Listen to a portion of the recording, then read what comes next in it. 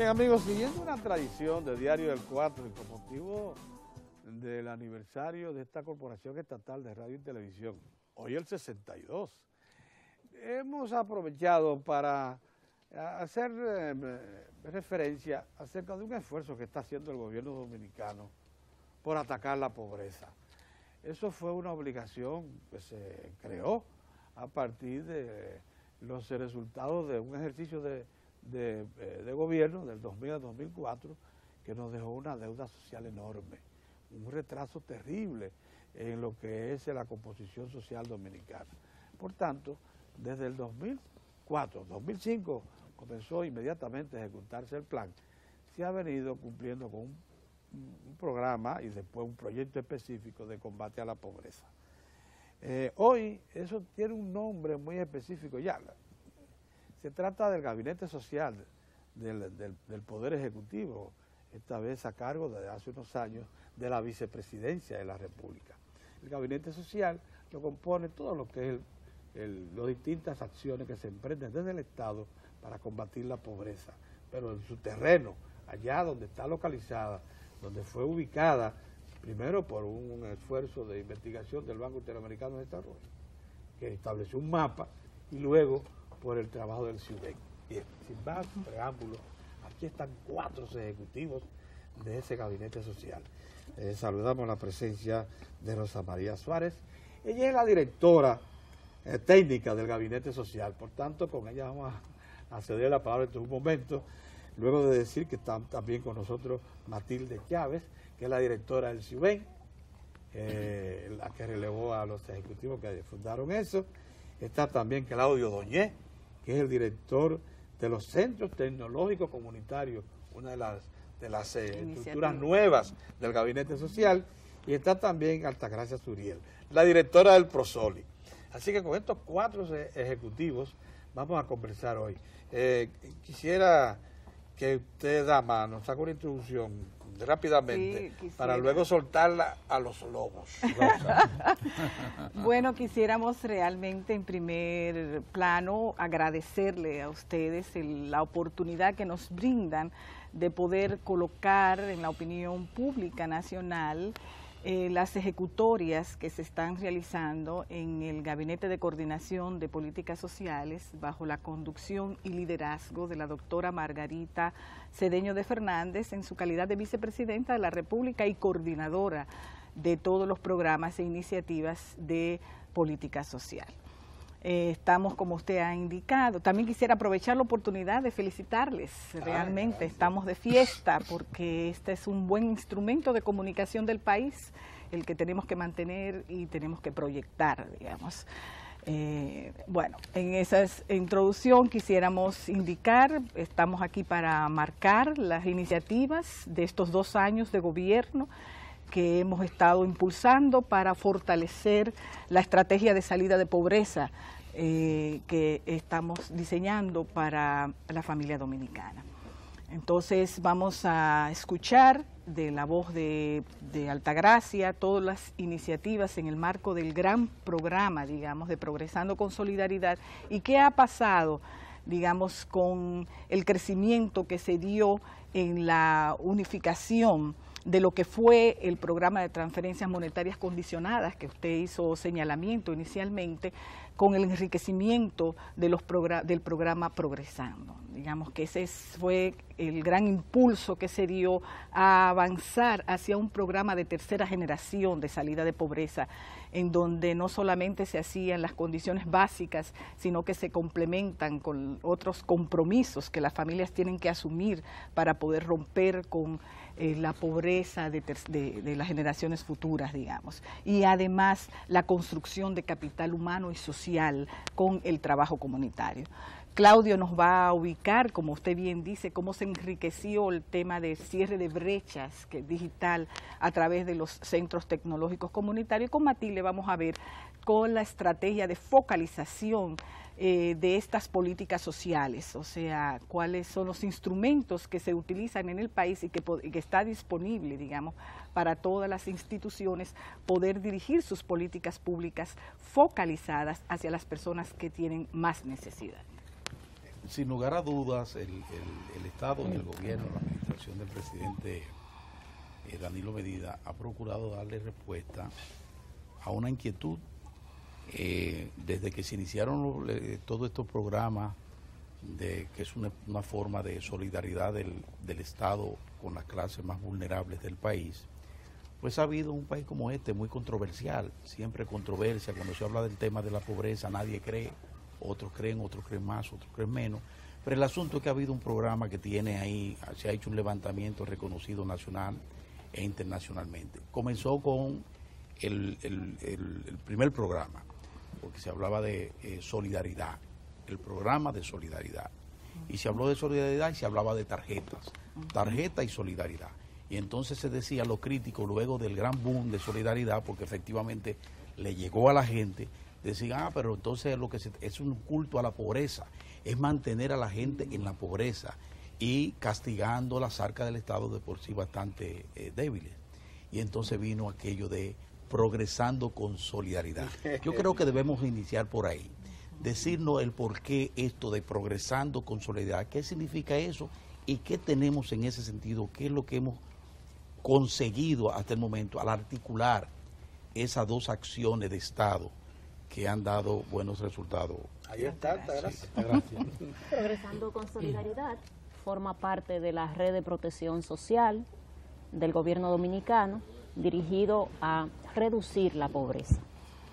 En el 2012 se fusionan ambos programas, Progresando, que ejecutó la doctora Margarita Cedeño en su gestión como primera dama, y Solidaridad, para fortalecer las estrategias de salida de la pobreza. Entonces estamos aplicando una serie de intervenciones de desarrollo a las familias que reciben la transferencia condicionada Solidaridad. La primera estrategia es la creación de capacidades a través de los centros de capacitación y producción Progresando y de los centros tecnológicos comunitarios, la generación de ingresos a través tanto de esa capacitación que generamos para inserción laboral y para inicio de negocios propios, también la economía solidaria a través de cooperativismo y la formación en valores para hacer sostenibles las intervenciones. Todo apunta a fortalecer la creación de capital humano, capital social y desarrollo económico en las familias.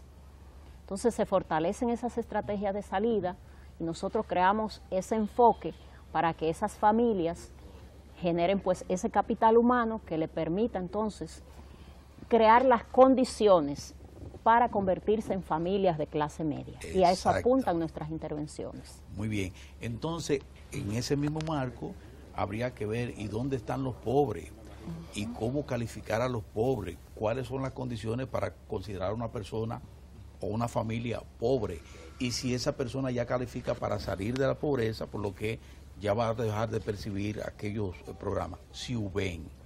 Entonces, hablemos de Siuben. ¿Cómo no? Siuben es una estrategia país interesantísima. De hecho, es un modelo internacional porque aplica una base técnica para la selección y de la pobreza. Por ejemplo, nosotros trabajamos basados en el mapa oficial de la pobreza del país. Eso quiere decir que a través de los censos se registran las áreas que se llaman áreas prioritarias, donde están ubicados, según el censo, las áreas de pobreza, y Siuben va hogar por hogar de esas áreas marcadas en el mapa de pobreza y hace un ordenamiento en función de los niveles de carencia que presentan esos hogares, basado en un método estadístico, científico, que es un índice que se llama el índice de calidad de vida. Le aplicamos una ficha de caracterización a esos hogares, que es un cuestionario, como lo hace el censo, y registramos toda la información del jefe de hogar o la jefa de hogar y cada miembro de la familia. Eso se procesa y nos da el indicador del índice de calidad de vida, que lo tenemos en 4 niveles, del 1 al 4. El 1 es lo que equivaldría en términos de pobreza monetaria, porque Siuben no maneja la pobreza monetaria, maneja la pobreza multidimensional y la pobreza estructural. Tenemos los que tienen el ICB1, que quiere decir lo que homologaríamos en términos de pobreza monetaria a lo que sería la pobreza extrema. El 2, que sería la pobreza general, y ya 3 y 4, que es lo que llamamos pobreza moderada, y pobreza holgada.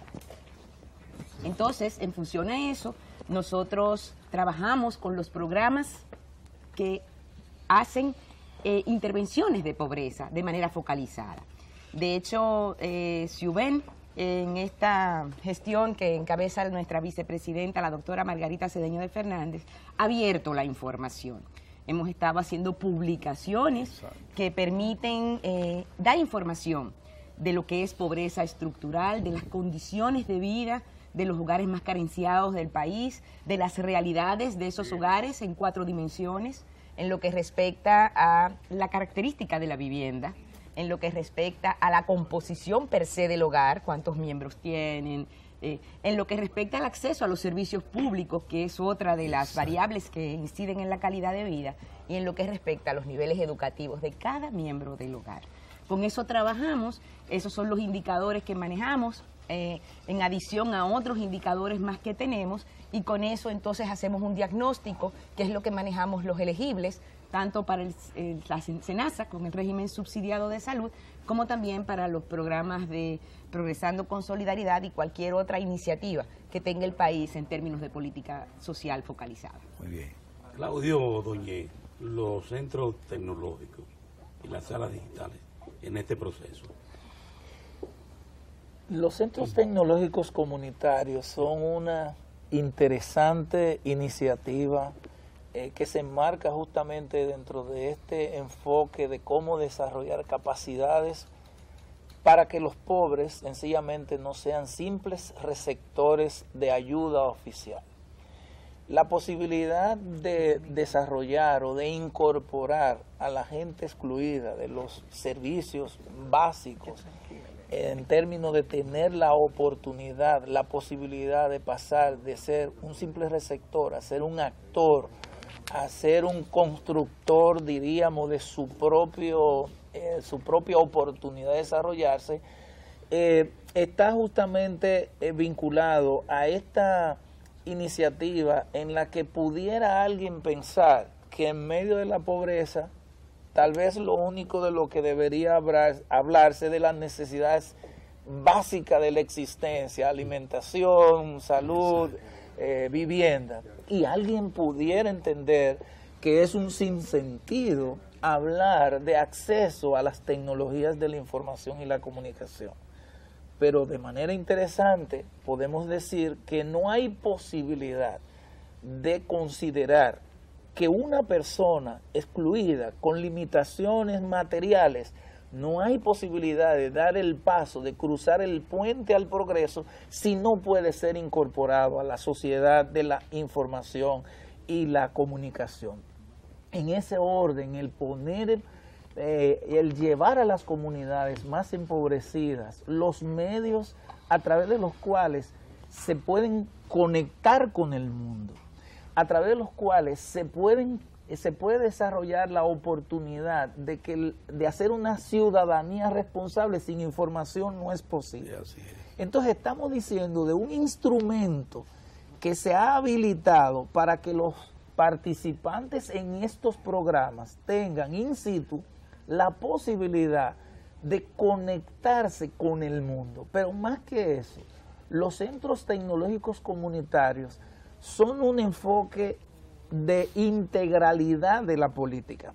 ¿Por qué? Porque el Centro Tecnológico Comunitario empieza con algo muy interesante, es que también ofrece la oportunidad para que los menores de 5 años, que no tienen posibilidad, los que están en el margen, los que son pobres, no tienen posibilidad de llegar definitivamente a la escuela con un aprestamiento apropiado para que los niños puedan hacer, puedan desarrollarse apropiadamente, pues el Centro Tecnológico Comunitario tiene lo que llamamos los espacios de esperanza, que son justamente la puerta de entrada para que el niño de una familia pobre, categorizada como una familia que tiene todas las limitaciones que conocemos, pues que los niños puedan ser también expuestos al mundo de la tecnología. El Centro Tecnológico Comunitario también es una oportunidad para la vinculación de la comunidad, porque tienen radios comunitarias.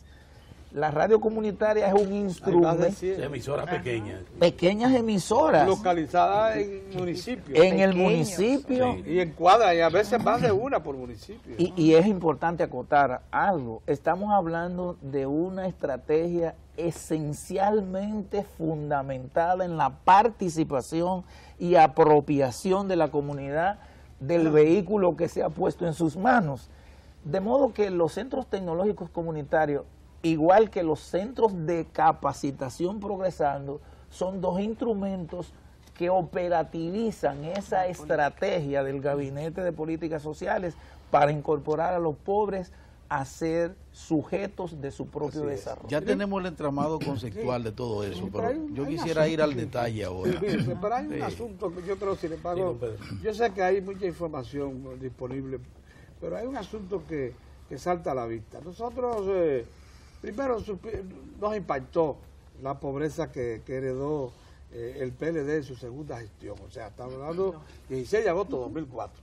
La situación era realmente descalabrada. La situación 1.500.000 nuevos pobres. Había quedado, bueno, 1.500.000 nuevos pobres. La pérdida habíamos perdido un 20% de toda la riqueza histórica del país. Totalmente en el suelo. Bueno, se tomó todo un año el trabajo del CIUBEM para levantar el censo de todos los pobres y ponerle nombre y apellido y dirección. Lo que quiero significar ahora es que estamos en una tercera generación de todo esto. ¿Saben por qué?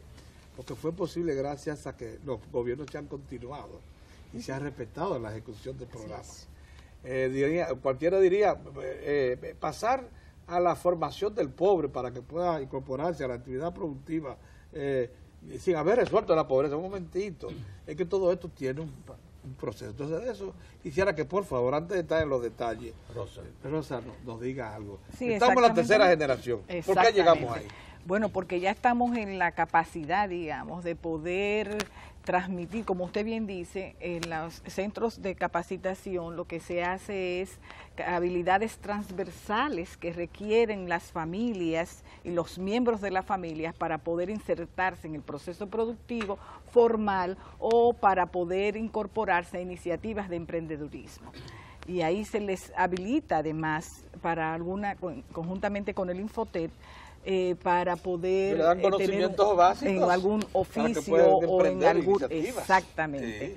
Y nosotros, bueno, aquí tenemos en presencia algunos de esos productos en que salen de estas iniciativas, digamos, de emprendedurismo. Es correcto. Sí. Ahí se pueden observar, digamos, todas las manualidades y todas las artesanías que se producen en el marco de esas capacitaciones y de esos proyectos ya que son asumidos por las propias familias que forman parte del programa Progresando con Solidaridad.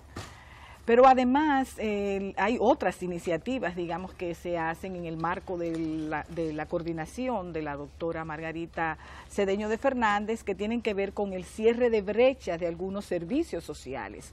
Porque, como ustedes bien saben, las familias se comprometen a mantener a los hijos en la escuela y también a llevarlos a todos los temas de salud, o sea, la vacunación, el control prenatal para las embarazadas, en el caso de que hubiera una embarazada en la familia, pero no podíamos estar penalizando a la familia porque la oferta no existe.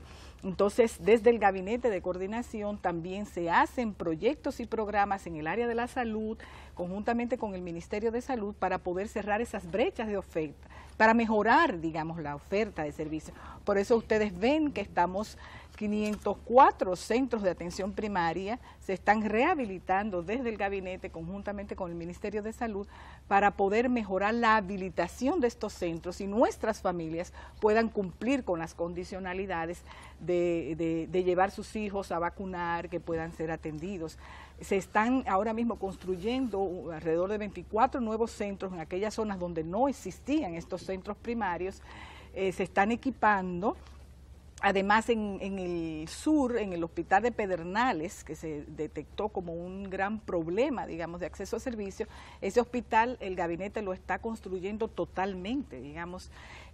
Como ustedes pueden observar, además, vamos a iniciar este año con un acompañamiento al Ministerio de Salud para que pueda poner en práctica el modelo de atención en base a la atención primaria en salud. Entonces, una inversión de 2.5 millones de dólares que vamos a estar colocando en el Ministerio de Salud para poder estratificar toda la red de prestación de servicios de salud, para mejorar la habilitación y las condiciones gerenciales para que la salud pública en este país pueda llegar a todos. Participar en la promoción de 500 centros de atención primaria es contribuir notablemente a establecer la base de la red hospitalaria del Estado y del nuevo sistema de la seguridad social. Eso es un paso trascendente. No suponíamos nosotros que había, nosotros no lo sabíamos, que había esa transversabilidad. Sí, porque recuérdense que el gabinete coordina, ¿verdad?, todas las políticas sociales, y donde se determinan brechas importantes, entonces el gabinete puede actuar a través de políticas o puede actuar directamente a través de programas. En el caso de salud hemos tenido que colaborar también con programas específicos. Hay un programa de prevención del embarazo en adolescente que ya hablamos hace algunas 2 semanas con ustedes aquí, en el que tuvimos que también en algunas comunidades donde nosotros tenemos el problema mayor de índice de embarazo en adolescente, también estamos trabajando con animadores comunitarios que de iguales, jóvenes de igual a igual, están también haciendo el trabajo, y en las maternidades para activar un protocolo que hablamos en esa ocasión, así como se activa un protocolo cuando hay un accidentado y llega a un establecimiento de salud y se moviliza para verificar si fue un accidente o si se trató realmente de un acto violento. Asimismo, cuando entra una embarazada a un establecimiento de salud, debe activarse un protocolo de forma tal de que se pueda determinar si esa niña fue sujeto de un abuso o de una violación. Y estamos trabajando conjuntamente con el Ministerio de Salud, exactamente poniendo en práctica estos protocolos. ¿Moza quiere saber los resultados de la misión? Lo que acontece es que cuando uno pasa revista a lo que ha acontecido y ve, por ejemplo, el informe que acaba de dar el Ministerio de Planificación, Economía y Desarrollo, y habla de que en los últimos 2 años hay 500.000. 530.000 pobres menos. Y que se le han restado a la pobres menos. Y como 230.000 pobres de solemnidad menos también. Yo decía ayer que un pobre de esos que nos está viendo, porque hay muchos pobres en el país, a donde que permanece ahí y dice, bueno, por aquí no han pasado. Entonces, cuando uno tiene la oportunidad de tener aquí a la gente que está precisamente en contacto directo y que está afrontando una responsabilidad como ellos tienen, pues lo mejor es que ellas nos digan por dónde andan los progresos en términos tangibles. O sea, qué es lo que ha acontecido en el país para que el ministerio diga lo que acaba de decir. A ver si nos explican en detalle qué ha pasado, cuáles son, cuántos pobres que hay, ahora cuántos tenemos, cuántos han salido de allí, por qué se dice que han salido de allí, cuáles son los elementos que han tomado en cuenta. Fue que ahora comen, antes no comían, que ahora reciben gas que antes no tenían, que el transporte les mejoró o que la familia ya tiene con qué comprar y con qué suplir sin la necesidad de la mano solidaria del Estado. Vamos a explicar un poco. Matilde, nos puede decir, porque ustedes concluyeron una encuesta del hogar recientemente, fue muy amplia, 1.500.000 hogares. Bueno, 2.100.000. Explíqueme eso, porque es que la cifra... Ya ahora mismo, explique. Miren, realmente vamos a partir de un concepto fundamental. La pobreza tiene varias fuentes de cómo ser medida. Hay la pobreza monetaria, que se mide en función del ingreso per cápita, de la capacidad que tiene un hogar de adquirir la canasta básica familiar. Esa es una realidad que el gobierno ha logrado a través de las inyecciones de microcréditos, ha movido la economía de las zonas rurales, que normalmente son las zonas mayormente deprimidas. El campo se ha activado a través de esos microcréditos. Pues esos son fuentes de ingreso que se han inyectado directamente en las zonas de pobreza y eso ha mejorado sustancialmente en las cifras que el Ministerio de Economía, Planificación y Desarrollo publicó los términos de pobreza monetaria. Yeah. Nosotros trabajamos con la pobreza multidimensional o pobreza estructural, que es mucho más amplia. Mucho más. Son factores que cohabitan con la pobreza monetaria, pero que son mucho más difíciles en el tiempo de sacar a un hogar que viva en esa condición. Me voy a explicar. Un hogar puede recibir más ingresos, pero necesariamente no ha cambiado sus condiciones de habitabilidad y bienestar. Nosotros trabajamos midiendo ese bienestar. ¿Qué condición tiene el hogar? Puede estar recibiendo hoy más ingresos, pero todavía tiene piso de tierra. Entonces ese hogar todavía no ha salido de la pobreza estructural que nosotros manejamos. Puede que ese hogar todavía viva en condiciones de hacinamiento. Puede ser que ese hogar todavía no haya llegado a los niveles educativos mínimos. Por ejemplo, no estén asistiendo a la escuela, los padres pueden seguir siendo con baja capacidad de alfabetismo y ese tipo de la salud puede ser precaria, puede haber discapacidad dentro del hogar. Entonces, todas esas condiciones son las que el CIUBEN evalúa para conjuntamente con estas estrategias de política monetaria y económica que está trabajando el gobierno, que acertadamente está logrando la salida de 500,000 de hogares de la pobreza monetaria, también nosotros vayamos empujando la salida de una pobreza estructural que es la que rompe el círculo vicioso de la pobreza. Mira, a propósito de eso, esos 500,000 son entonces de la pobreza monetaria. Están medidos en base al ingreso per cápita. Eso es bueno establecerlo. Un hogar que antes no recibía ingresos, ahora está recibiendo. Por lo que usted acaba de decir, hay economistas en este país, o entonces están malinterpretando en forma temeraria, interesada eso, o nos me están planteando un desconocimiento cabal de lo que estamos explicando, porque usted me está diciendo, y es bueno que la gente sepa, que una familia puede estar recibiendo mayores ingresos ahora, y no necesariamente quiere decir que sus condiciones como pobre las tenga que abandonar, porque hay elementos que se focalizan como elementos de pobreza estructural. Nosotros tenemos allá en Entonces hay diferencia en eso. Nosotros tenemos en CIUBEN una frase que resume la pobreza. Ajá. Vivir como pobre, ganar como pobre y pensar como pobre. Son tres condiciones que hasta que pobre completamente. No va a salir de ahí. Entonces, podemos mejorar una, pero tenemos que trabajar las otras, que es lo que hace el Gabinete de Política Social, para que ese hogar sea sostenible en el tiempo, la mejoría económica que está. Sin embargo, yo que vi, estuve examinando los tomos preciosos, bien impresos, llenos de información de la encuesta al hogar que ustedes hicieron, la última, evidentemente asesorado por organismos internacionales, hay manos expertas, locales e internacionales. Sin embargo, no se establece un parangón de la situación en que están esos hogares hoy con la situación anterior. Uno sí, como conocía las encuestas, por ejemplo, del Banco Central, del hogar también, se da cuenta que hay muchos hogares que ya... Hay muy pocos hogares con piso de tierra. Sí. Se ha reducido considerablemente. Sustancialmente. Se ha reducido considerablemente el uso de la leña y el carbón para la cocción de alimentos. Hay una cantidad impresionante de hogares que tienen energía eléctrica, ya sea con paneles o con microeléctrica, hidroeléctrica. Los techos ya no son de cana o tejamaní en gran medida como eran antes, ahora tienen zinc. Y en muy poco tiempo la situación del analfabetismo también va a dejar de ser un indicador. Y las paredes son de bloc.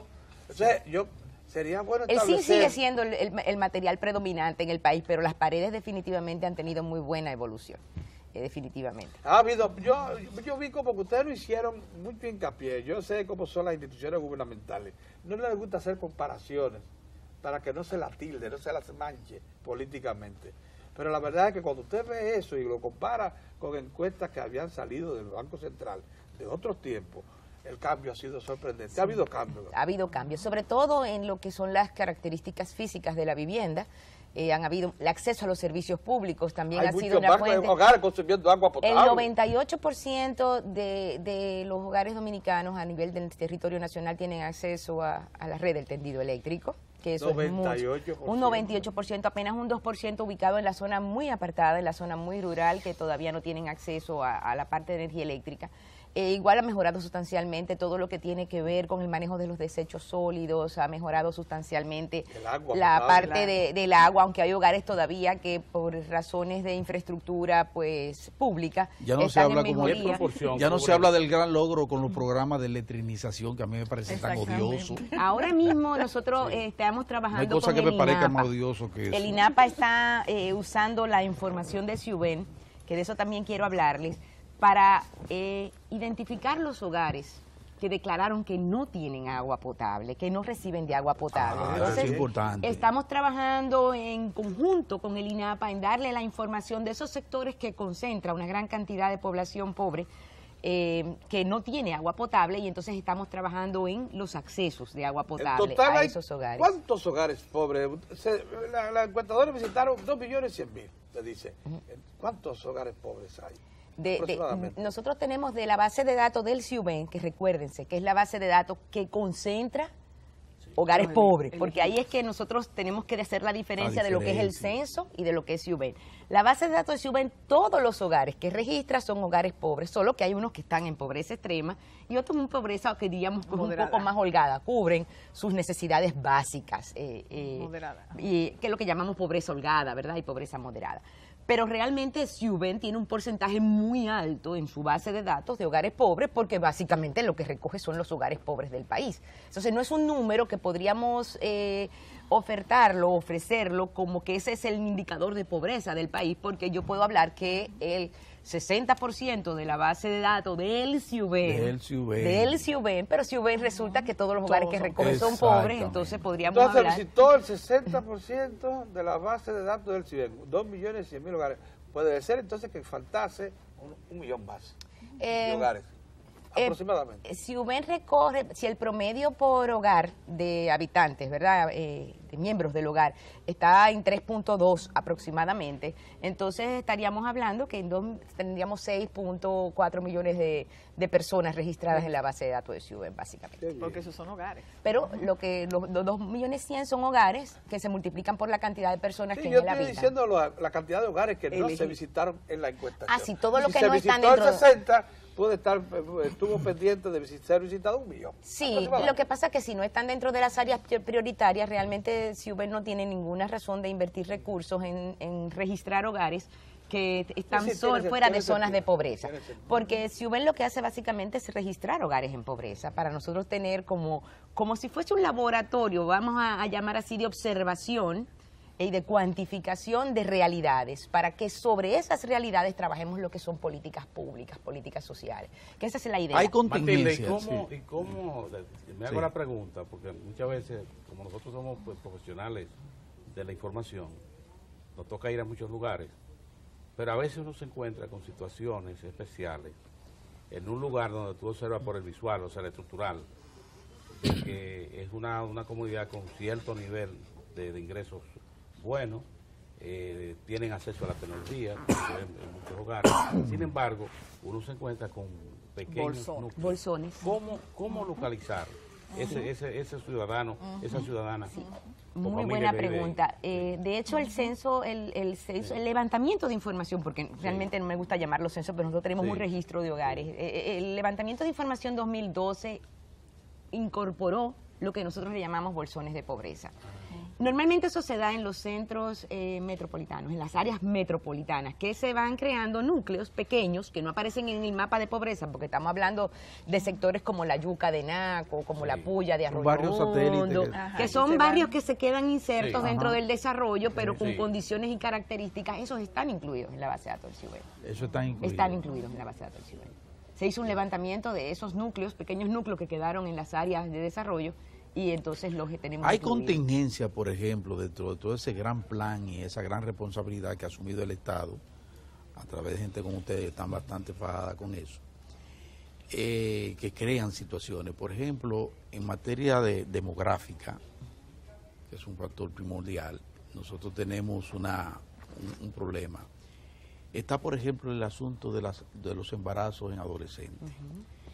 Esa es una contingencia que estamos afrontando, porque eso ya le le otorga a ustedes mayores niveles de responsabilidad, porque eso es crecimiento de la familia y de alguna manera mayores carencias para esa familia que tiene que buscar para alguien que no estaba. Interrumpe estudios. Exactamente. Pero también tenemos otro asunto, el flujo migratorio. Familias que se instalan, gente que se desplaza desde los centros rurales, que por suerte el presidente Danilo Medina ha estado fomentando mejorar el campo para que la gente regrese al campo.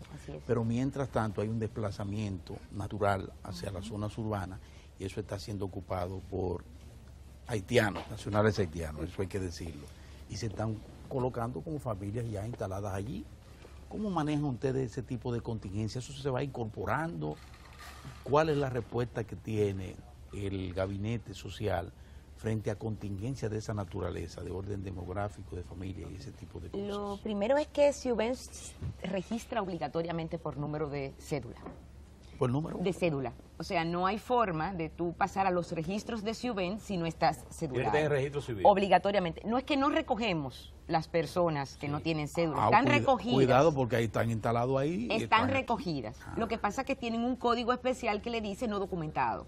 De hecho, con ese dato, a través del gabinete, la dirección técnica del gabinete, hemos estado trabajando con la Junta Central Electoral para dotar de documentos a aquellos nacionales que deben de tener documentos y no lo tienen. Y se ha hecho un trabajo que lleva ya, estamos en el cierre. Inicialmente ustedes localizaron un 20% de los pobres sin documentos. Aproximadamente. ¿Y en qué mismo porcentaje ahora queda? Eso ha avanzado muchísimo, porque a través de, que ahí pienso que Rosa María puede abundar más, porque es el área de la dirección técnica en la que ha estado haciendo esa coordinación, o por supuesto con el apoyo del Siuben. Hemos estado trabajando con registros que se envían a la Junta Central Electoral. Y esos registros son sujetos de operativos especiales de identificación. Y llevamos unos 3 años, 4 años en hay más de proceso. 219,000, se le han documentado, se le ha entregado ya el documento, sea una cédula o un acta de nacimiento, si es un menor, personas que no tenían acceso a los programas sociales porque no tenían la documentación. Entonces ese ha sido el cierre de brecha, pero además desde el gabinete hemos estado también construyendo oficialías conjuntamente con la Junta Central Electoral en aquellos lugares donde no existía la infraestructura para poder accesar, digamos, a documentarse. Y ese es un trabajo conjunto que hemos estado haciendo con la Junta Central Electoral. Una de las situaciones más dramáticas que encontramos es que padres indocumentados necesariamente dan a luz, nacen hijos indocumentados. Entonces eso era como un círculo vicioso que se ha interrumpido con estas iniciativas, y estamos tratando de que incorporar, ¿verdad?, ya esas personas que están identificadas, que tienen su documento de identidad, ya a los programas sociales. Eso parece darle razón al reclamo de que no nos quedemos únicamente con lo que hace mucha insistencia el reglamento de la ley de naturalización, con el origen del niño, sino también quién lo procrea. Pero progresando con solidaridad, ¿por dónde anda ese asunto? El componente de identificación es parte de los 7 componentes que nosotros trabajamos con Progresando con Solidaridad. Y en ese componente pues se orienta a las familias en la importancia de declarar a sus hijos oportunamente. La problemática se ha profundizado en el país por las declaraciones inoportunas. Es decir, padres que no declaran a sus hijos en el tiempo estipulado. Entonces, luego que se pase ese tiempo, se complica administrativa, logísticamente. Una sentencia. Exactamente. Entonces, nosotros orientamos a la familia para que declaren oportunamente a sus hijos. Y en el tiempo que tiene tanto el programa Progresando, que nosotros fusionamos con Solidaridad, hemos incidido en que se declaren más de 700,000 personas. 700,000 personas. Y en estos 2 años, jóvenes, fueron orientados más de 125,000 jóvenes que están sin declarar, y esos jóvenes están ya encaminando sus procedimientos. Excelente. ¿Cómo se hace? Bueno, tenemos una especie de estrategia comunitaria que llamamos enlaces familiares, donde los mismos comunitarios se convierten en guías, en los que establecen el vínculo entre las familias y el programa. Entonces esos enlaces orientan a las familias en los 7 componentes del programa, las visitan mensualmente, las orientan, las sensibilizan y crean esas bases para que la familia pues actúen en consecuencia de su desarrollo, para que se integren a los servicios del Estado y para que participen en la comunidad, se integren a iniciativas de capital social y de movilización y de acceso a derechos y servicios del Estado. Para que tengamos una idea de si esto es un experticio o no de trabajo, sería bueno que el responsable del CIUBEN nos diga cuál es el personal fijo que tiene para moverlo por toda la zona de pobreza y mantener actualizado eso. Y además, la cantidad de ellos que son supervisores que chequean quién sale y quién entra a pobreza. Okay. CIUBEN tiene 10 oficinas regionales. Esas 10 oficinas regionales abarcan el territorio, ¿verdad?, nacional. Cada regional tiene a su cargo 2 o 3 provincias, dependiendo de la densidad demográfica que tiene esas provincias. 10 oficinas regionales. 10 oficinas regionales. Esas 10 oficinas regionales operan como centros de recepción de solicitudes de inclusión por demanda. O sea, nosotros estamos abiertos que si un ciudadano considera que es pobre y que no lo han ido a visitar, puede ir a la oficina y solicitar visita. Entonces trabajamos eso. Pero también nosotros trabajamos lo que se llama muestreo para la calidad.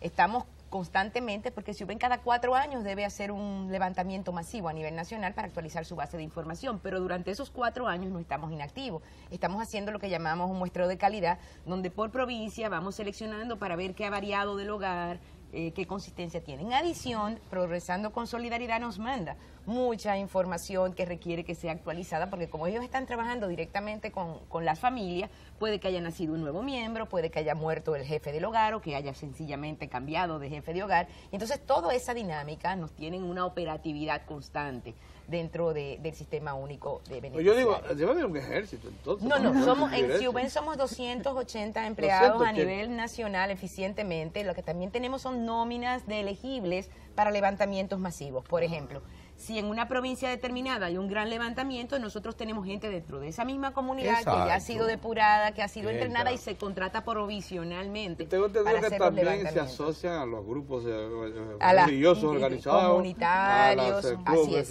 De madres, los grandes operativos nacionales se clubes utiliza de la amas de sociedad casa, civil. todavía existen los clubes. Bueno, se llaman asociaciones de amas de casa. Se llama asociación. Y entonces sí, utilizamos ya la red nacional que se tiene establecida para esos fines.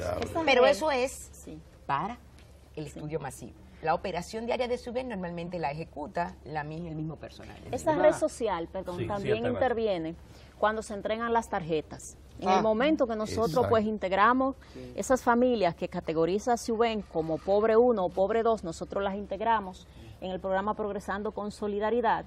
Entonces se entrega esa tarjeta. Nosotros inscribimos a la familia, le enviamos una carta diciendo cuáles son las corresponsabilidades que tiene que cumplir en relación con la salud, con la educación de sus hijos. Entonces se hace un operativo de entrega y participa también la red social, que está compuesta por amas de casa, por ONGs, por iglesias. Y tenemos pues a nivel nacional unas 3.000 instituciones que hacen veiduría social, de que realmente ese hogar que categorizó CIUBEN cumple con las condiciones. Y también esa misma comunidad ve la evolución que van teniendo esas familias y si esa familia llega un momento que también supera la condición de pobreza, la misma comunidad tiene la facultad de notificarnos a nosotros. Entonces nosotros le notificamos a CIUBEN que ya ese hogar no califica porque ha superado las condiciones, porque puso un negocio, porque tiene un colmado, porque mejoró su situación y realmente pues su nivel de vida mejoró.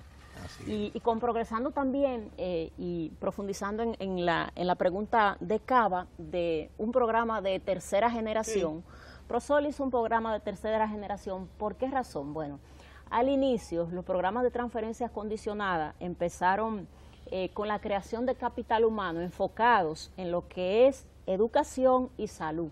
Asegurar que las familias inscriban a sus hijos y asistan a la escuela y los niños de 0 a 5 y embarazadas que tengan sus chequeos. Entonces, nosotros como Progresando con Solidaridad en República Dominicana reforzamos los mecanismos de verificación de corresponsabilidad, incrementando la capacidad de verificación del programa. para que realmente ese capital humano se dé en la familia, es decir, para que todos los niños estén en la escuela y todos los niños estén vacunados, y así reducimos entonces mortalidad infantil y mortalidad materna. Entonces, mejoramos esa capacidad, incluso la llevamos a más de un 90%, y nos han evaluado internacionalmente el BID, con auditorías recurrentes que se nos hace para ver esa capacidad que nosotros tenemos de asegurar que la gente cumpla. Entonces, cuando una familia no cumple con esos requisitos de corresponsabilidad de salud y educación, puede suspenderse el subsidio también, la transferencia condicionada que le damos. Y eso también pues está muy activo, y las familias pues están alerta de llevar a vacunar a sus hijos a tiempo y de asegurar que asistan a la escuela, porque mensualmente nosotros verificamos corresponsabilidad. Entonces, ¿cómo pasamos a hacer un programa de tercera generación? Con todas esas estrategias de salida que hemos incorporado, que están reflejadas en lo que son los 7 componentes del programa: identificación, seguridad alimentaria, generación de ingresos, habitabilidad y protección del medio ambiente, y formación humana y conciencia ciudadana, además de los componentes de salud y educación. Entonces, con ProSoil nosotros estamos atacando la pobreza multidimensional que explicó Matilde, pero también la pobreza monetaria, porque cuando una familia se capacita y se inserta al mercado laboral, mejora sus ingresos y se pone un negocio también, y entonces ya también su condición económica mejora. Por lo tanto, en términos de las mediciones que está haciendo la MEPIB, ya esa familia sale de esa pobreza extrema o moderada que nosotros pues trabajamos, y progresando contribuye justamente a esa salida de pobreza. Muy bien. Doña, ¿cuántos centros hay en línea a crear lo que se llama el estímulo, la formación para salir del estado de pobreza? Tenemos actualmente funcionando 94 centros en todo el país. ¿Se dedican a? Los centros tecnológicos comunitarios, como decía, son la oportunidad de llevar, de facilitar el acceso a la tecnología. ¿En qué forman específicamente? ¿Cómo opera eso? ¿En qué forman? Los centros tecnológicos comunitarios tienen una oferta académica que está fundamentada justamente en primer lugar, alfabetizar, o sea, alfabetización digital, para que la gente más sencilla de la comunidad pueda montarse en el carro de las tecnologías de la información y la comunicación. Los centros tecnológicos comunitarios, en base a ese enfoque de acceso a la tecnología y reducción de la brecha digital, también facilita a toda la comunidad, como decíamos, la oportunidad de estar informada, no tan solo a través del acceso a la internet, sino también informada por su participación. Se forman en oficios también de trabajo. Hay centros de formación en oficios. Esos centros de formación en oficios son los centros de capacitación y producción progresando. Ahora hablemos de eso. Esos tenemos a nivel nacional 34, en alianza con Infotep. Nosotros construimos esos centros también 34 centros ubicados a nivel nacional en los municipios. ¿Qué capacidad tiene de absorción cada centro? Mira, cada centro tiene unas 6 aulas. ¿Qué ofrecemos? Electrónica, electricidad. Electrónica, electricidad. Inglés, por ejemplo, mercadeo, contabilidad, belleza, repostería, artesanía, manualidades. Una gama de cursos que nosotros pues organizamos con Infotep y en función de la demanda de la zona. Y ahí tenemos un resultado muy bueno en progresando, y es que en estos 2 años hemos capacitado a 178,000 personas. Vuelve y diga la cifra. 178,000 personas. 178. Y de eso hemos hecho un monitoreo. ¿En cuáles oficios se interesan más? Generalmente en repostería, las mujeres y los jóvenes en inglés. Ahí está. Esas son como la mayor demanda. La vocación de ofertas. De la gente de Puerto. Pero por ejemplo en artesanía, nosotros hemos capacitado más de 5,000 personas en artesanía, y tenemos una red de tiendas para comercializar esas artesanías que la gente produce después que aprende. Y hemos creado pues una cadena que se llama Manos Dominicanas, una línea, donde a través de Manos Dominicanas se pueden enfocar algunas de las artesanías. ¿Esas son? Esas son las expresiones concretas de Manos Dominicanas. Manos Dominicanas. Hay una variedad enorme de Entonces tenemos 4 tiendas a nivel nacional, donde nosotros pues apoyamos a las cooperativas de artesanía y a los artesanos individuales a comercializar sus productos en esa red de tiendas. Pero también tenemos alianza con los empresarios y en CCN, por ejemplo, en Grupo Ramos, en Centro León, en Santiago, están colocadas nuestras artesanías a disposición del público. Y también tenemos una línea textil para las mujeres que ya se capacitaron en confección y en textiles, que se llama Cayena. Y ahí en Senadarte tenemos una cooperativa de mujeres que han creado una línea de playa. ¿Usted está oyendo? Cayena se llama. Cayena. Pero también confeccionan uniformes, sábanas. Y esas mujeres pues ya están viviendo de lo que han aprendido. Qué bueno. Y asimismo en Samaná tenemos pues una cooperativa de textil que genera productos para los hoteles de la zona y para empresarios de la construcción. En ese centro de capacitación y producción Progresando de Samaná funcionan entonces esas dos cooperativas, artesanía y textil. Y eso a nivel nacional, en El Ceibo, por ejemplo, en Miches, en Monteplata, aquí en Santo Domingo, en Capotillo, en Mano Guayabo, es decir, en todas las zonas donde hay mayor concentración de familias en extrema pobreza de Progresando, tenemos esos centros de capacitación y producción Progresando. Y les decía anteriormente que hemos capacitado 178,000 personas y de ellas más de un 40% dicen que han hecho algo con lo que han aprendido. Es decir, con ese conocimiento que han recibido, lo han utilizado más de un 40%. ¿Cómo? Bueno, más de un 20% han conseguido un trabajo, un 18% ha recibido un microcrédito, otro % ha mejorado el negocio que tenía y se ve un avance. Entonces, todas esas intervenciones nuestras están incidiendo en que realmente la gente salga de la pobreza porque se está integrando al mercado laboral o está recibiendo apoyo a través de microcréditos. Tenemos más de 10,000 personas con microcréditos, con negocios propios a través de la banca solidaria y de los bancos también que están aliados con nosotros. Entonces, la estrategia de salida de pobreza está bien focalizada en intervenciones que apuntan justamente a que esas familias mejoren su nivel de vida. Yo quiero volver sobre los centros tecnológicos porque la tecnología, además de que es la gran oportunidad y nos acerca cada día más a aquello de que decía Mark Lugan, de que el mundo es una aldea, ¿verdad? La aldea global, también son divertidos y entonces yo le tengo mucho miedo a eso porque un centro tecnológico en un barrio, ¿cómo es eso? Eso es a la libre. Yo voy y me meto al centro tecnológico y déjame buscar aquí, meterme al internet porque yo tengo acceso, el gobierno me dio esta oportunidad, yo tengo derecho. Me coloco ahí y quién sabe cuántas cosas busco ahí. ¿Cuál es el procedimiento? ¿Cómo que es? Primero, para tener acceso al centro tecnológico, ¿cuál es el procedimiento? ¿Cómo se hace eso? Y si, todo el mundo tiene acceso. ¿Cómo ustedes manejan el asunto de los centros? Es importante destacar que, así como Altagracia ha comentado de los centros de capacitación Progresando, los centros tecnológicos comunitarios vienen a ser como el otro brazo, o sea, son como dos ejes que operativizan esa aspiración de que la gente tenga realmente una oferta que le permita incorporarse al mercado de trabajo. Entonces, los centros tecnológicos comunitarios es importante destacar también que están certificados, tienen una certificación ISO 9001.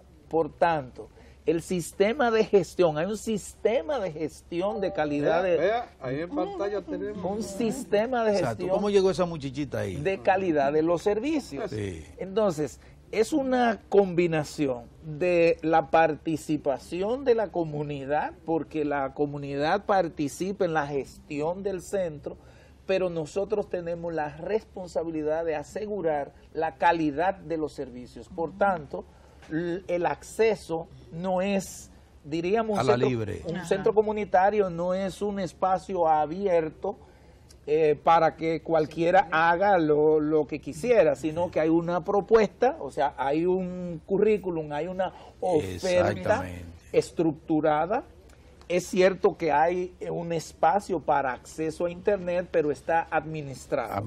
Evidentemente. Señores, miren, cualquiera diría, nosotros somos una isla, aquí las informaciones siempre nos llegan tardías, que el CIUBEN y los programas Solidaridad y esto, y ya Solidaridad Progresando, que todo eso es una creación nuestra. en América Latina eso existe, está bien. Yo quisiera que Rosa María nos hable de eso. ¿Cuáles de las naciones que ya tienen el programa, que lo hicieron mucho antes que nosotros? En Brasil, por ejemplo, tiene una historia, y México también. Pero ¿cuáles de ellos y cómo lo hicieron y en qué tiempo dieron el brinco de transferencia presupuestaria directa a los pobres a Progresando con Solidaridad, que ya es la forma de enseñar a la gente para que salga de pobre? ¿Cuáles de ellos lo hicieron y con qué velocidad?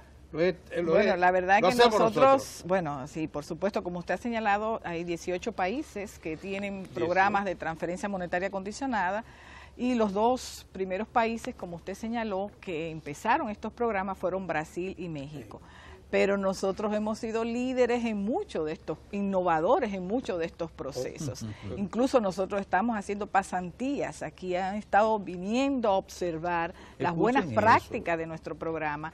De varios países. Nosotros recibimos hace un mes, estuvimos las personas de Honduras, del Gabinete de Coordinación de Honduras. ¿Cuáles cosas son aportes nuestros? Bueno, toda la parte que explicó Altagracia es innovación, toda esa capacitación, inserción laboral. Nosotros desarrollamos unos módulos de capacitación para inclusión financiera, para el ahorro, que todo eso es innovación de este programa. Entonces nosotros hemos estado siendo sujetos de observación de otros países, de estas buenas prácticas que estamos impulsando. Somos un ejemplo en ese sentido. Eso es. Ejemplo de la República Hay que decirlo. El presupuesto con Coopera, todo el programa al año, lo proyectado para este año, ¿cuánto suma aproximadamente?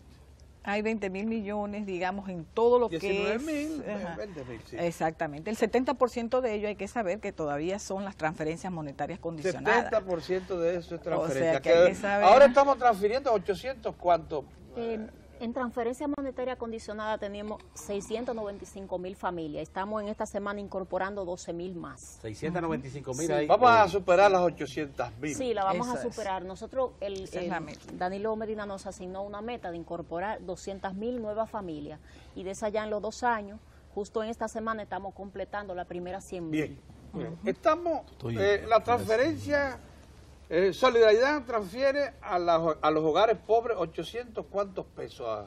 825.000. Bien. Eso, 825 pesos. Bien. Mensuales. Yo voy a ir por etapas, un momentito, voy a ir por etapas. Yo sé que también existe el bono gas, que existe el bono eléctrico, el bono luz, que existe el educativo, que existe el ELAE. Bueno, entonces una familia que califique para cada una de esas cosas, váyanos diciendo cuáles son los aportes que se hacen con bono luz, con bono eléctrico, con bono gas y con ILAE. Cuando hablamos del bono gas, ¿cuánto le damos?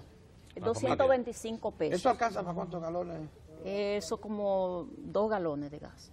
Son un aporte. De gas. Sí. Es para gas, Sí, para gas GLP. Para uso doméstico. Para uso doméstico. ¿Y el bono eléctrico para cuánto? En promedio unos 300 pesos. Eso es 100 kilovatios hora al mes, aproximadamente. Es una contribución, no es el total del pago de la factura. Sí.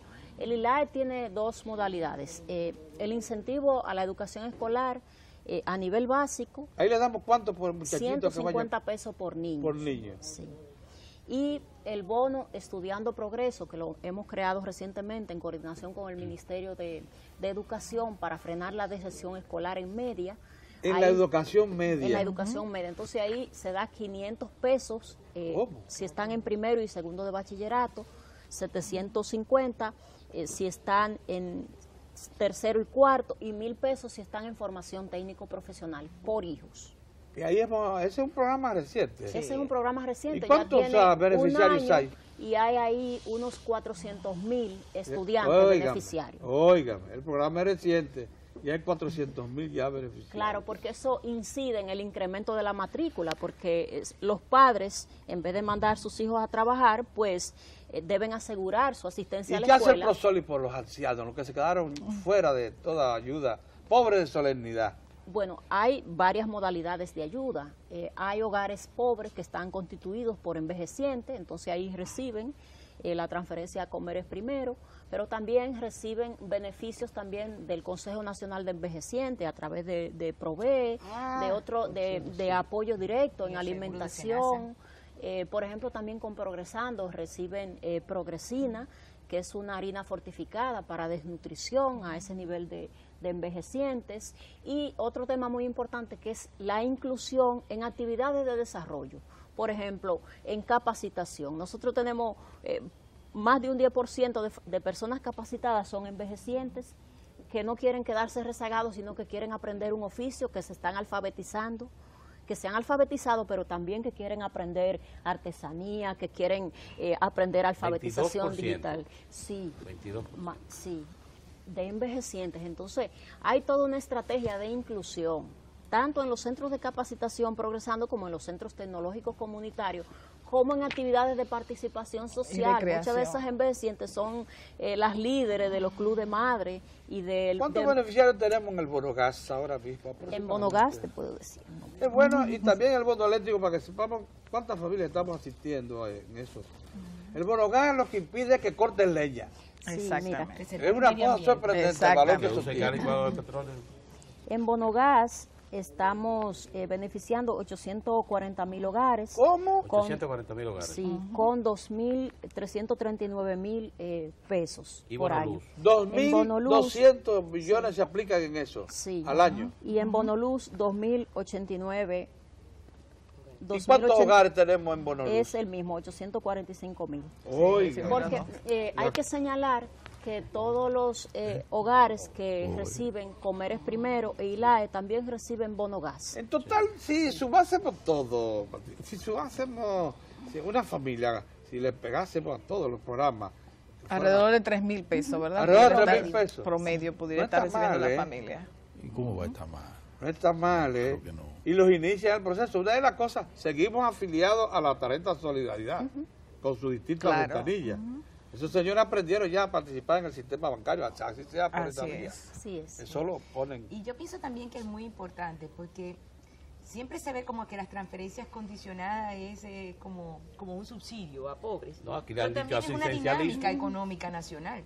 Normalmente el pobre recibe el subsidio, pero lo utiliza y lo destina al pequeño comercio. Ah, sí, al claro. pequeño A la comerciante. pulpería. ay. Porque a nivel país. Pero que no puede sí. ejecutarlo. Es una Porque- dinámica Es una económica, eso es dinámica importante, es económica, una o sea, dinámica esta económica. inyección que hace... ¿Cuántos colmados hay afiliados a la red? Unos 5.000 Digo, colmados, colmados. pulpería. Pero a veces La son raza. pequeñas cositas de Sí, hombre, Sí, vendo- campo, de vendo campo. rillo, Que tiene una vendo población rillo. que le va a ir a campo, comprar. tiene a una gastar Cautiva. el dinero ahí. importante que cautiva va y le compra los, porque también ese subsidio no es libre, están los rubros que están autorizados a ser Y adquiridos. los acompaña una tarjeta Visa. Ajá. Oigan. Sí, Así pero que interesante funciona esto de como una tarjeta de especializado, débito. porque ahí no hay tabaco, ahí no hay bebida No, alcohólica, no hay nada de solo eso. arroz, Ahí no hay lectura. habichuelas, leche, o sea, Sí. son muy específicos los rubros autorizados al consumo. Claudio, hay una pregunta que no se puede quedar. Parte de estos programas también es reducir la brecha del analfabetismo digital. Los centros tecnológicos comunitarios, ¿qué aporte han hecho en este orden? Bueno, pensar que en este país tenemos 94 centros localizados en comunidades donde aún no hay conexión por vía normal, sino satelital, es una expresión de la enorme contribución que estamos haciendo. Sí, señor. Pensar que anualmente acceden cientos de miles de personas que entran a las salas digitales que tenemos, además de los miles de jóvenes que pueden ser formados en la oferta académica que tenemos, significa que esta estrategia es una contribución significativa para la reducción de la brecha digital, que en este caso está combinada no tan solo con el enfoque de reducción de brecha digital, sino de la brecha social. El sí, considerar claro, que los participantes en estos programas que tienen la oportunidad de recibir, imagínese usted, una madre que está haciendo un curso de repostería y su hijo un curso de ofimática, por ejemplo. Es una extraordinaria Es una combinación, Claro. Para el hogar. Es El una mercadeo. mezcla Para la movilidad social. para la Claro, movilidad social. Qué interesante. Y al mismo tiempo, el hecho de que estamos haciendo este énfasis en formación de capital social pensar que en una comunidad estamos organizando la gente para que acceda a estos servicios. Para que es una creación de una capacidad realmente constructora de democracia, es decir, la oportunidad de tener acceso a la información, la disponibilidad de las herramientas para la gente poder acceder al empleo, porque es importante destacar también que los jóvenes, a través de estos programas, hoy tenemos muchos muchachos en las comunidades más apartadas por ahí que saben reparar computadoras. Hoy tenemos muchachos que saben manejar, reparar teléfonos. En fin, es un mecanismo a través del cual estamos construyendo una plataforma de cambio y de generación a través de la generación de esas capacidades en los lugares más remotos. ¿Y la capacidad remotos. promedio de esos centros, equipamiento y ese tipo de cosas? Un centro tecnológico tenemos de diferentes capacidades, pero en promedio un centro tecnológico tiene una sala digital que puede tener acceso a 20 personas a la vez, tiene una aula para capacitación, tiene una biblioteca que también es el otro espacio. El otro espacio que tenemos, y esa biblioteca está acompañada o está sustentada en un programa de animación social, de animación para la lectura. Y por ejemplo, en este verano se hace a nivel nacional campamentos y actividades para animar a la comunidad a descubrir las oportunidades, porque sin lugar a duda, hablar de combatir la pobreza, hablar de generar una voluntad de cambio en la gente, requiere trabajar esa dimensión. ¿Y qué hacen ustedes para preservar el centro? Eso viene a propósito de los siguientes. Aquí hubo escuelas que le pusieron paneles solares y sistemas de computación. Y se fueron. Que cuando tan pronto terminaban las clases, desaparecían los paneles solares y los sistemas de computación. Y las ventanas también se iban. ¿Qué hacen ustedes para preservar esas propiedades? Primero. Segundo, para hacer la autogestionaria desde el punto de vista de la energía eléctrica y eso. ¿Qué acción han tomado para que esos centros se mantengan activos? No importa si hay clases, si no hay clases. Ya. Como ustedes saben, justamente uno de los desafíos en todo el país es conseguir una comunidad empoderada. Exacto. Ese es un desafío con el que trabajamos. En tanto, en la actualidad tenemos el centro bajo la responsabilidad de un consejo de gestión comunitaria. Del lugar. Con el que, sin lugar a dudas, hay que hacer cada vez un trabajo más serio para asegurar que definitivamente la comunidad asuma como suyo ese centro. En la actualidad los centros tienen seguridad, es una responsabilidad de la gestión asegurar que, porque hay bienes de alto valor en los centros, pero en lo que tiene que ver con el manejo como tal. ¿Lo prestan instituciones del Estado o ustedes lo contratan privado? La seguridad. No, instituciones, o sea, Fuerza Armada, sí, Policía Nacional. la seguridad es oficial. Pero en lo que tiene que ver con el uso de los equipos, es importante ver que el uso de los equipos está normado también. O sea, no estamos hablando de que hay una... Porque eso no es abierto a todo público. Porque hay que generar... Imagínese usted. Hay que generar un sentido de responsabilidad para poder dar el paso de cambio en términos de combate a la pobreza. Y ese nivel de responsabilidad de la comunidad, de saber que los bienes, que la inversión que se ha hecho es justamente para su propio desarrollo, pues es uno de los trabajos que hacemos para asegurar que las madres, que los padres, que las autoridades y que los usuarios, los niños y los adolescentes, pues tengan realmente un Hay poca sentido. pérdida, por tanto, de equipos, paneles, instrumentales, etcétera. Tenemos un equipo nacional de mantenimiento y aseguramiento del funcionamiento de esos equipos. O sea, no hay canibalización. Ojalá en que el Ministerio de Educación de esos equipos aproveche esas experiencias, porque las experiencias que hay con escuelas que han sido aprovisionadas de laboratorio y eso, es que tan pronto pasan las clases, se pierden. hay que involucrar las comunidades, a estos que son las escuelas de tan extendidas, que van a disponer de una serie de instrumentales, van a desaparecer si no incorporan las comunidades a preservar eso. Dígame una cosa, yo le tengo mucho miedo a la dispersión de recursos. Y este es un país de grandes dispersiones. Usted va al sector transporte y hay como 20 instituciones que tienen que ver con el transporte. Para poner un ejemplo, ¿cómo se da la articulación para el mejor aprovechamiento óptimo de los recursos entre el gabinete social y las demás entidades del Estado, que tienen programas sociales, que tienen programas educativos, que tienen programas de este tipo, de otro? ¿Cómo se articula el gabinete social con las demás entidades del Estado para evitar la dispersión? Sí, el dispendio de los recursos, El digamos, dispendio, de todo, exacto. ¿verdad?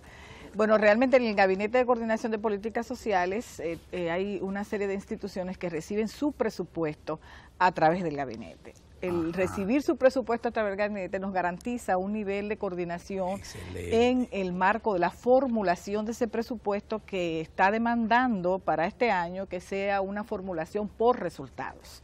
Entonces, por resultados. Exactamente. Y entramos entonces en discusión con estas entidades para saber las coberturas que van a alcanzar con los recursos que se están vinculando a estas coberturas. Entonces, ese es un nivel de coordinación, digamos. Así también con otras entidades que no pertenecen ya al primer pilar de protección social, que son todas estas políticas que hemos estado enumerando, que son las sectoriales como salud, educación, agricultura y demás, en el que se entra en un marco de trabajo más desde el ámbito de las políticas públicas. O sea, es un ámbito de coordinación más de estrategias que se van diseñando. Y, por ejemplo, en huertos, con agricultura trabajamos todo el tema de los huertos comunitarios. Ya yo dije todo lo que trabajamos en el área de salud, y con otras estrategias que también se coordinan con el ámbito de educación. Nosotros hacemos convenios con las sectoriales que tienen que ver con las intervenciones del Progresando con Solidaridad. Por ejemplo, con Infotep, nosotros al inicio de esta gestión, acordamos que ellos nos apoyarían con 100.000 personas capacitadas por año. Entonces ellos asumen el costo de esa capacitación y nosotros entonces aportamos la infraestructura de los centros de capacitación y producción Progresando. Y ha sido una alianza pues estratégica formidable y que dio resultados más de lo esperado. Es decir, capacitamos el año pasado más de 100.000 personas. ¿Por qué? Porque nosotros aportamos todas esas personas de la familia que necesitan capacitarse, nosotros la motivamos a que se capaciten y los cupos se llenan. Y la gente se motiva y no deserta de las ofertas. Es decir, que es una inversión bien orientada. Muy bien. ¿Cuántas ventanas tiene la tarjeta Solidaridad? ¿Y hay más ventanas previstas? Ya creo que son muchas. Sí, lo que es importante destacar que la tarjeta de solidaridad tiene ventanas que corresponden a la gestión del gabinete en lo que respecta a los subsidios focalizados, pero también tiene ventanas que no están dentro del accionar del gabinete, como es la parte de la policía, bono choferes, marina de guerra, que también son todas esas ventanas están en la pero no están dentro del accionar del Gabinete de Coordinación de Políticas Sociales. Lo que pasa es que la tarjeta Solidaridad podría ser un instrumento muy amplio a nivel digamos que subsidio, es el único instrumento de administración de los subsidios sociales. Que es la administradora de subsidios sociales, que es el ADES. Que no necesariamente es para la Comer Primero. Tengo entendido que ustedes tienen un mensaje. Una invitación que tiene Martín. Una pregunta, sí. Que creo que Claudio va para las 3, encabezada por doña Rosa. Déjate fuera. Y Claudio la parte... No. Matilde y Altagracia están, pero yo inicio a las 3. Y Claudio es si ustedes tienen alguna experiencia que le puedan decir a los amigos y amigas que están viendo Diario de 4 sobre la inteligencia del dominicano, la inteligencia de la dominicana. Le hago la pregunta. Habilidades ¿Usted sabe especiales y eso. Porque nosotros lo que manejamos es información y tenemos que recurrir por ese trabajo muchas veces a los archivos.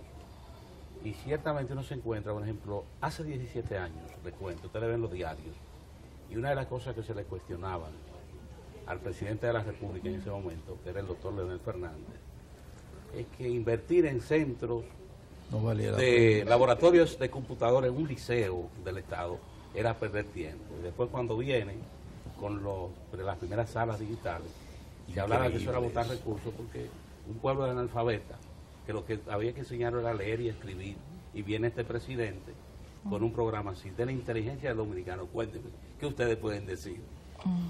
Por ejemplo, Claudio, que pobre que sea. Celulares Así mismo inteligentes. O sea, el mercado que posiblemente... Que lo maneja mejor que cualquiera de los hubiese otros. establecido como lógico, sí. hubiese sido un pequeño Sí. segmento del mercado que hubiese sido el adquiriente de las tecnologías, pero y sobre todo la juventud te maneja cualquier Eso es celular, increíble. cualquier Sí. equipo digital, electrónico, Increíble. juegos, la creatividad incluso para desarrollar, ser creativos dentro de eso. Y yo entiendo que nosotros como Estado tenemos que tener una visión siempre a largo plazo. Y por eso una vez oí precisamente al presidente Leonel Fernández conversar sobre la doble agenda nacional. Una que esté trabajando permanentemente con las realidades que hoy se están viviendo, ¿verdad? Y otra que esté mirando hacia el futuro, porque si no, cuando hayamos resuelto las realidades que hoy estamos viviendo, vamos a tener a futuro entonces nuevas brechas que trabajar. Entonces tenemos siempre que ir en ese accionar del paso actual, pero también un paso mirando hacia el futuro. Y trabajamos en eso y a veces nos sorprende. Precisamente hace un par de días estábamos todos reunidos como gabinete y estábamos hablando de la inteligencia que encontramos en zonas que nosotros ni sospechábamos. Por ejemplo, tenemos ciegos que están operando en la radio comunitaria de algunas comunidades y tú dices, no ha salido nunca de su pequeña, pero una comunidad prácticamente a nivel rural, no ha salido de la zona y tiene una capacidad de comunicarse frente al micrófono, de poner música, de hacer mezclas, y uno se sorprende. Una maravilla. Entonces, de yo creo pueblo. que el error más grande sería subestimar capacidades. Subestimar capacidades. Porque la parte aspiracional tiene un juego muy importante en el desarrollo humano. Y mientras más alto ponemos los estándares, más capacidad de tener esa aspiración. Estamos llegando al final. Si quieren, ustedes tienen un mensaje, una invitación. Sí, cómo no. De hecho, parte de estas estrategias que con el liderazgo de la doctora Cedeño hemos ido implementando, porque SIUBEN hasta hace poco era una institución muy cerrada, ¿no? Hemos estado tratando de divulgar para que sea un instrumento de entendimiento de dónde están los pobres, y eso es parte de las iniciativas de nuestra vicepresidenta, que nos dirige como Gabinete de Coordinación de Política Social. Tenemos ahora una actividad, yo diría, porque no es un evento, es una actividad operativa muy interesante. Nosotros tenemos una ficha de caracterización que ha ido teniendo transformaciones en el tiempo. De hecho, la última transformación fue en el año 2011, para el estudio 2011-2012. Pues nosotros ahora vamos a someter a laboratorio esa ficha de levantamiento de información. Y tenemos una actividad de una mesa técnica donde estamos convocando a todas las instituciones del gobierno y también instituciones de la sociedad civil que trabajan con los temas de pobreza para presentarles el instrumento con la información que estamos capturando y lo que tenemos en SIUBEN, pero que además ellos nos enriquezcan, que nosotros no tenemos, que deberíamos tener para poder ser un instrumento que provea información de pobreza a los diferentes sectores que están trabajando y que puedan utilizar los servicios de SIUBEN que ya tiene identificado. Digamos que las políticas públicas estén focalizadas en función de esa, porque tenemos que focalizar recursos para universalizar derechos. Entonces, el día 12 de agosto quedan cordialmente invitados también, porque vamos a tener una actividad técnica donde encabeza la vicepresidenta de la República. Tenemos al señor John Hammock, que es de la Universidad de Oxford, que han diseñado, yo diría que el instrumento que está más a la vanguardia a nivel mundial, que es el índice de pobreza multidimensional, un nuevo índice todavía que incorpora, si el índice de SIUBEN incorpora todos los aspectos estructurales de la pobreza, este incorpora una parte muy humana, que es el bienestar.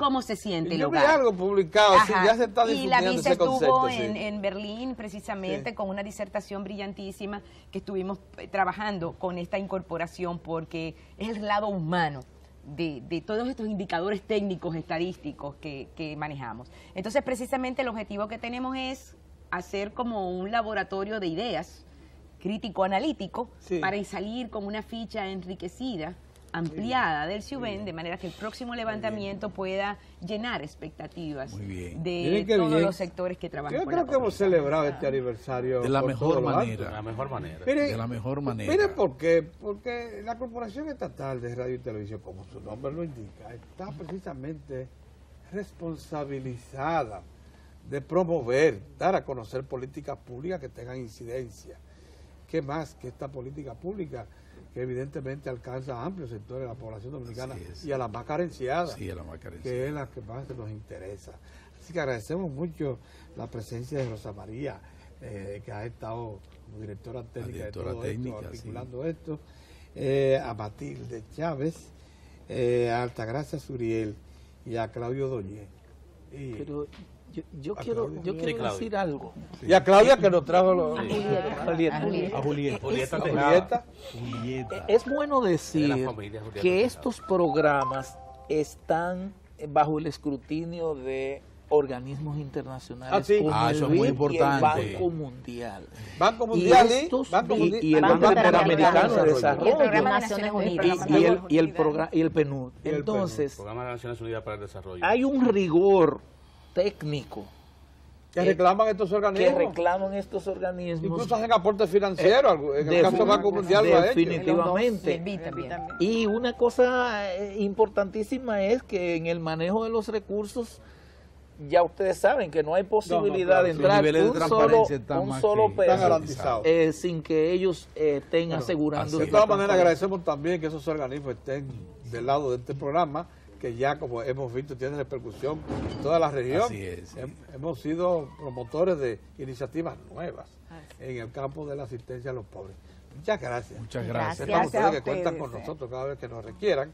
El de hoy ha sido un programa bastante amplio. Ojalá que lo podamos repetir en el futuro. Así que gracias a ustedes también por su atención y su paciencia. Lo hemos repleto de información. Nosotros vamos a proseguir. Manténganse en sintonía con la SER TV, porque hoy es nuestro aniversario y a partir de las 11 le tenemos alguna sorpresa. Así que nos vemos a las 11.